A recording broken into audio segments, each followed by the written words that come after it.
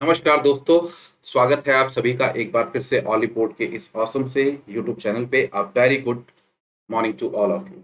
तो चलिए शुरुआत करते हैं यहाँ पे आज के अपने इस बेहतरीन से सफर को, जहाँ पे हम क्या करने जा रहे हैं। एक साल के हमारे पूरे करंट अफेयर को खत्म कर रहे हैं एमसीक्यू फॉर्मेट में फॉर अपकमिंग आरएएस 2021 के एग्जाम के लिए।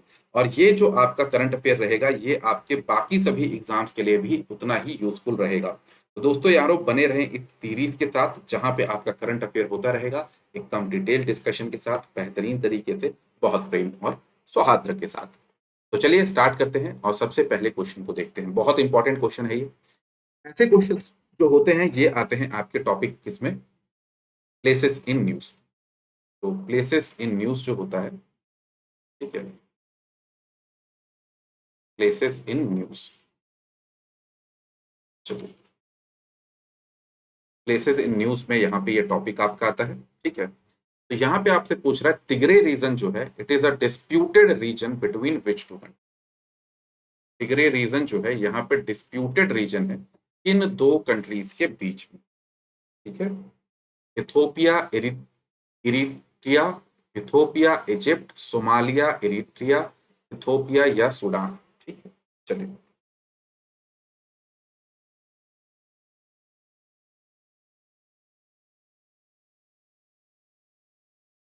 तो यहाँ पे तिग्रे रीजन एक डिस्प्यूटेड रीजन है किन दो कंट्रीज के बीच में, ये आपको बताना है।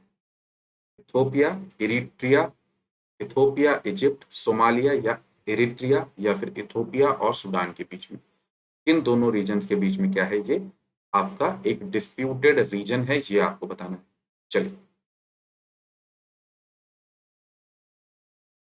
इन दो के बीच में एक डिस्प्यूटेड रीजन है।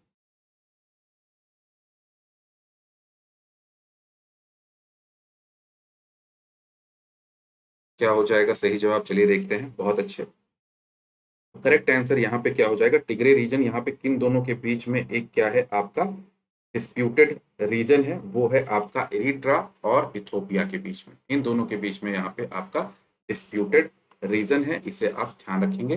बहुत ज्यादा इसके बीच में बवाल चल रहा था इन दोनों कंट्रीज के बीच में, तो यहाँ पे आप देख सकते हैं ये रहा तिग्रे रीजन। ये पूरा आपका तिग्रे रीजन है, यहाँ पे जो बॉर्डर पे लगता है किसके, इथोपिया के, जिसकी कैपिटल है आदिस अबाबा। और यहाँ पे आपकी इरिट्रिया, जिसकी कैपिटल है अस्मारा। तो अस्मारा कैपिटल है इरिट्रिया की, और यहाँ पे इथोपिया की कैपिटल है आदिस अबाबा, ठीक है। तो यहाँ पे असल में हुआ क्या था, यूनाइटेड स्टेट्स जो है, न्यूज क्या थी, इसने वीजा इंस्ट्रक्शंस लगा दिया है कि इनके ऊपर जो ऑफिशियल्स हैं इथोपिया और एरिट्रिया के, ठीक है। और यहाँ पे क्या किया गया है, क्योंकि यहाँ पे लगातार ये वॉर जो है इन दोनों देशों के बीच में चल रही है, और ये लोग इसके ऊपर कोई शांति समझौता नहीं लेके आ रहे हैं। तो यूएस ने एक लास्ट क्या किया, इनके ऊपर क्या लगा दिया है, प्रतिबंध लगा दिया है। इसके ऊपर इथोपिया और इरिट्रिया के ऊपर, ठीक है। कहाँ पे ये लोकेटेड है, ये रीजन आपका तिग्रे रीजन में लोकेटेड है, ये आपको पता होना चाहिए। कहाँ पे, तिग्रे रीजन में। चलिए नेक्स्ट आगे बात करते हैं। तो यहाँ पे अगर आप देखना चाहें इसकी लोकेशन, तो ये रहा इथोपिया और ये रहा इरिट्रिया, और इस रीजन में यहाँ पे आपका लोकेटेड है क्या, आपका तिग्रे रीजन लोकेटेड है।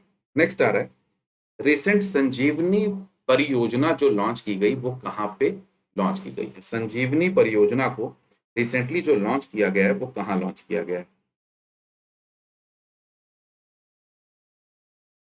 चलिए, राजस्थान, यूपी, बिहार या हरियाणा। तो संजीवनी परियोजना को रिसेंटली कहाँ लॉन्च किया गया है, राजस्थान, यूपी, बिहार या हरियाणा, कहाँ पे से लॉन्च किया गया है, राजस्थान, यूपी, बिहार या हरियाणा। चलिए, तो करेक्ट आंसर क्या हो जाएगा यहाँ पे शरण मैम, हरियाणा हो जाएगा सही जवाब। तो हरियाणा गवर्नमेंट ने यहाँ पे संजीवनी परियोजना को लॉन्च किया है, ठीक है। और ये ध्यान रखिएगा, एक एंटी कोविड आपकी क्या थी, परियोजना थी, जहाँ पे क्विक मेडिकल केयर और यहाँ पे सुपरविजन मिल सके लोगों को। ये अलग बात है कि कोविड की अब सिचुएशन जो है हमारे टाइम अभी, ये थोड़ी पहले से अलग हो गई है, बट एक वो टाइम था जब हमने देखा था कि वेंटिलेटर्स के लिए, ऑक्सीजन सिलेंडर्स के लिए, दवाओं के लिए लोग मर रहे थे, इधर उधर भाग रहे थे, और कहीं पे किसी तरीके की मदद भी नहीं मिल रही थी। तो उस टाइम यहाँ के अपने हरियाणा के निवासियों की मदद करने के लिए हरियाणा सरकार यहाँ पे संजीवनी परियोजना को लेके आई थी, ताकि वो इनकी मदद कर सके इन सब चीजों को प्रोवाइड करने में। अगला क्वेश्चन आ रहा है, इंटरनेशनल मिसिंग चिल्ड्रन डे, ये आपका कब मनाया जाता है? अंतरराष्ट्रीय बाल गुमशुदा दिवस जो है, ये किस तारीख को मनाया जाता है? 25 मई, 15 मई, 10 मई, 5 मई? तो मिसिंग चिल्ड्रन डे जो है आपका, ये कब मनाया जाता है? 25 मई, 15 मई, 10 मई या 5 मई?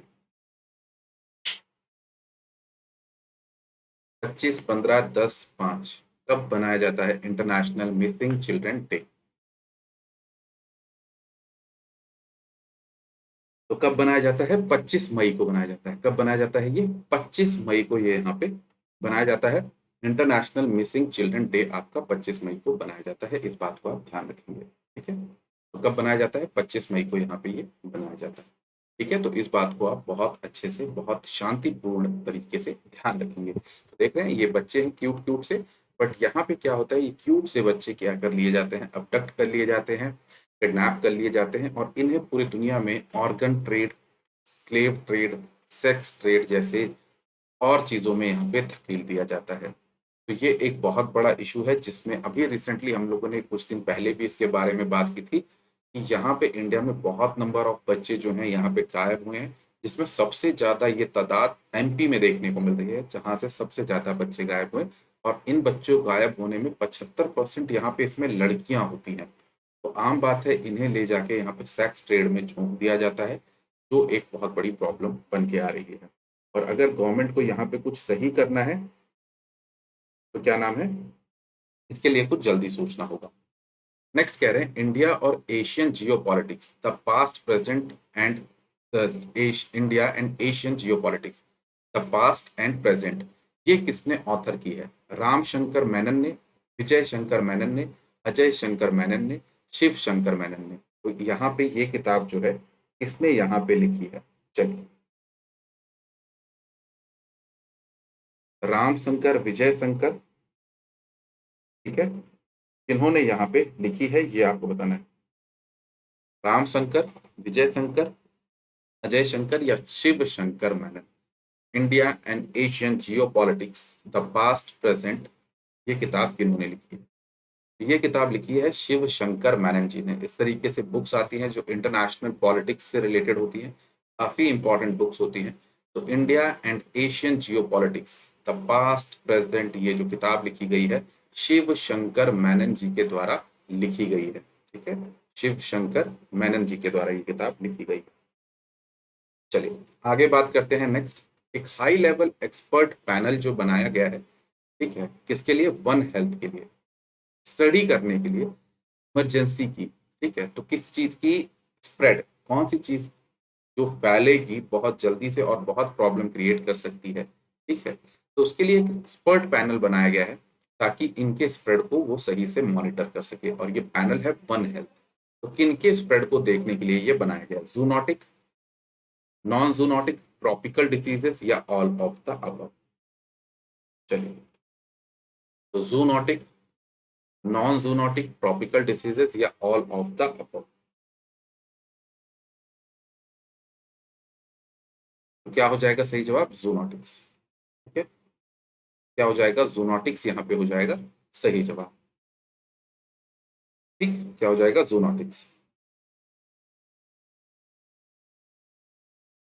तो वर्ल्ड हेल्थ ऑर्गेनाइजेशन ने यहाँ पे एक हाई लेवल, ध्यान रखिएगा किसने बनाया? डब्ल्यूएचओ ने एक हाई लेवल एक्सपर्ट पैनल बनाया है, जिसका नाम है वन हेल्थ, जिसमें क्या करने जा रहे हैं? स्टडी करने जा रहे हैं the emergence and spread of zoonotics का। तो ये पैनल किसने बनाया है आपसे पूछा जाए, तो यहाँ पे डब्ल्यूएचओ ने बनाया है। जूनोटिक्स क्या होती है? वो बीमारी जो जानवरों से किसी तरीके से इंसानों में, बाकी सब में फैलती है, उसे हम कहते हैं जूनोटिक्स कहते हैं। क्या कहते हैं उन्हें? हम जूनोटिक्स कहते हैं।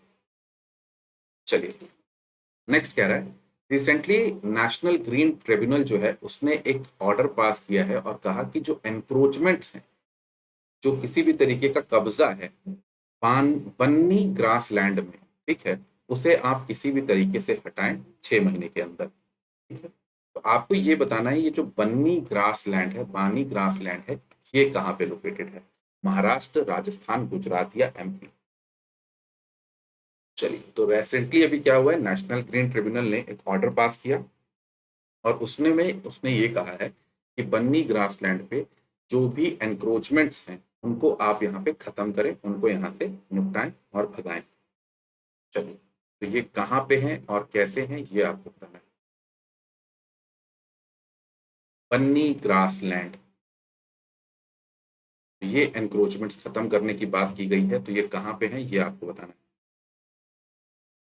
चलिए, क्या हो जाएगा सही जवाब? तो ये बन्नी ग्रासलैंड का जो एरिया है ये गुजरात में है, ये आप ध्यान रखेंगे।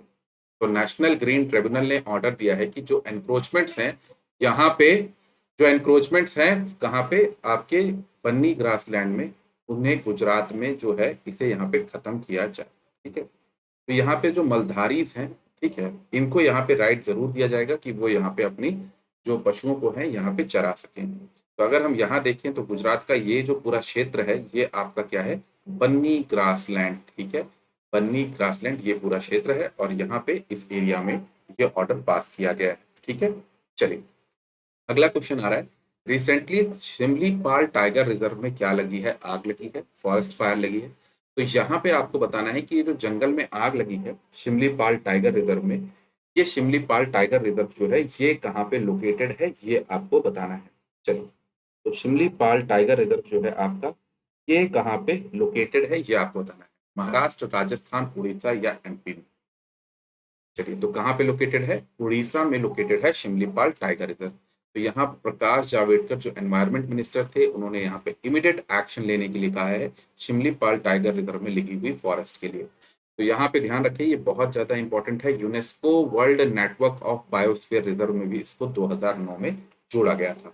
तो ये थे हमारे कुछ मोस्ट इंपॉर्टेंट क्वेश्चंस जो हमारे अपकमिंग एग्जाम्स के लिए बहुत ज्यादा इंपॉर्टेंट होंगे। तो दोस्तों यारो, यहाँ पे बने रहें सीरीज के साथ। अगर वीडियो अच्छा लगा तो जरूर लाइक करें, शेयर करें और चैनल को सब्सक्राइब जरूर करें। तो thank you, best of luck, take care, Jai Hind, जय भारत, धन्यवाद।